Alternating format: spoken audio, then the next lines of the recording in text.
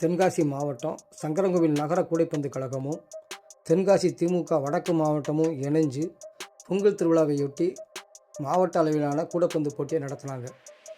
போட்டியை சங்கரன்கோவில் சட்டப்பேரவை உறுப்பினர் ராஜா தொடக்கி வச்சார். இதில் நகர்மன்ற தலைவர் கௌசல்யா, நகர கூடைப்பந்து கழக மாவட்ட தலைவர் சங்கரநாராயணன் உள்ளிட்ட பலர் கலந்துக்கிட்டாங்க. இந்த போட்டியில் செங்கோட்டை, இடைகால், கல்லிடைக்குறிச்சி, கடையா, அம்பை, சங்கரன்கோவில் ஆகிய நகரங்களிலிருந்து பல அணிகள் கலந்து கொண்டு விளையாடினாங்க. இறுதியில் செங்கோட்டை யுனைடெட் அணி வெற்றி பெற்று முதலிடத்தை பிடிச்சாங்க. 2ஆம் இடத்தை கடையத்தைச் சேர்ந்த கேம்பிரிட்ஜ் அணியும், 3ஆம் இடத்தை சங்கரன்கோவில் நகர கூடைப்பந்து கழகமும், 4ஆம் இடத்தை சங்கரன்கோவில் லெஜண்ட் அணியும் பெற்றாங்க. வெற்றி பெற்ற அணிகளுக்கு பரிசு தொகையை சங்கரன்கோவில் சட்டப்பேரவை உறுப்பினர் ராஜா சார்பில் திமுக கட்சி நிர்வாகிகள் வழங்கினாங்க.